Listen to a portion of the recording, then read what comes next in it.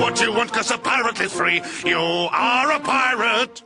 Salut! On se retrouve aujourd'hui pour une nouvelle vidéo. On va parler de YouTube et de Facebook. Tu sais que Facebook, ça peut être un levier incroyable pour augmenter ses vues sur YouTube, pour augmenter son trafic.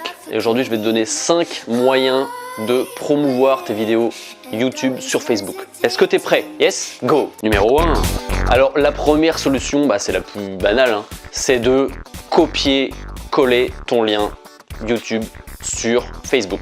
Alors je pense que c'est ce qui est le plus utilisé, c'est la facilité, ça permet de récolter quand même pas mal de vues. Alors le petit problème c'est que le reach, c'est-à-dire la portée, ne va pas être énorme. Si tu vois pas de quoi je parle, le but de Facebook c'est que les gens restent sur Facebook, tu vois. C'est pour ça que depuis peu, Facebook propose d'uploader ses vidéos directement en natif sur Facebook. Donc l'algorithme de Facebook prévoit que les vidéos qui sont directement importées de YouTube, au format YouTube, aient moins de portée. Tu remarques aussi que la miniature est un petit peu plus dégueulasse, elle est plus petite. Donc ça c'est Facebook qui veut entre guillemets dire stop à YouTube. Toi, utilisateur de Facebook, reste sur Facebook. Facebook ne peut pas interdire non plus à l'utilisateur d'aller sur YouTube. Mais en tout cas, il essaie de le dissuader. Numéro 2.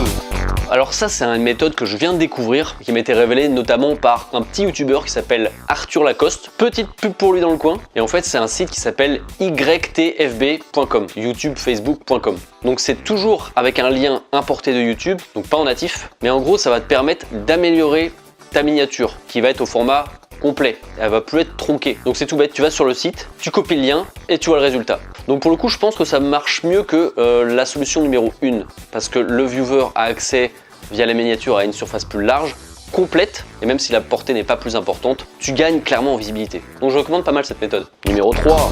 Alors la méthode numéro 3, c'est de poster en natif justement. Donc comme je te disais en natif, c'est-à-dire directement de ton ordinateur, uploader la vidéo sur Facebook. Attention, ça peut prendre du temps. Donc ton but, c'est quand même que l'utilisateur Facebook aille sur ta vidéo YouTube pour avoir plus de vues, plus de trafic, voire plus d'abonnés. Donc l'idée c'est de mettre un petit lien juste au-dessus, dans une petite description courte. Attention, faut pas que l'utilisateur ait besoin de dérouler la description. Faut que ton lien soit directement visible sans qu'il ait besoin de dérouler. C'est important. Numéro 4.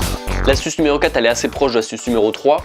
Sauf que là, tu vas pas publier l'intégralité de ta vidéo sur Facebook. Tu vas proposer un teaser. Alors un teaser, c'est soit les 30 premières secondes de ta vidéo, soit quelques extraits de ta vidéo. Et de même, tu proposes un petit lien, comme dans la solution numéro 3, dans ta description.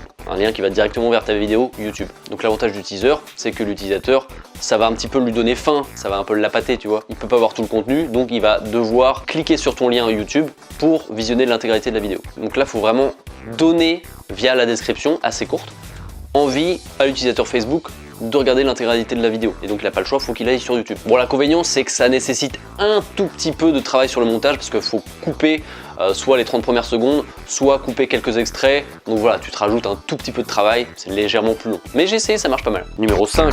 La dernière solution, c'est celle que j'utilise actuellement. Je dis pas que c'est la meilleure, mais pour moi, elle donne des bons résultats. Ça va être de publier non pas une vidéo, mais une image. Et une image choc. Donc moi je prends la miniature de ma vidéo YouTube que j'ai postée sur YouTube et je la poste sur Facebook en tant que photo, d'où l'importance d'avoir une miniature choc. Et de même je mets une petite description avec un lien. Encore une fois, la description, il faut qu'elle soit assez punchy, tu vois, faut qu'elle donne envie de cliquer. Donc tu peux tester cette méthode, ça marche plutôt pas mal. Voilà pour les 5 options que tu as. Alors c'est difficile de dire qu'il y en a une meilleure qu'une autre. Ce que je te propose, c'est de faire comme moi, de tester, et on pourra se faire un point dans quelques semaines, quelques mois, je sais pas. Mais tu vois, j'ai pas encore assez de recul pour voir vraiment quelle est la meilleure méthode. Donc je trouve ça cool, tu vois, on peut faire ça de façon collaborative. Teste un peu tout. Je pense clairement que la moins bonne solution, c'est la première. Tout est histoire de test. Faut tester. Voilà, en tout cas, j'espère que ça te sera utile. Je te souhaite une bonne journée, une bonne soirée, une bonne nuit, une bonne vie. Travaille bien. Ciao!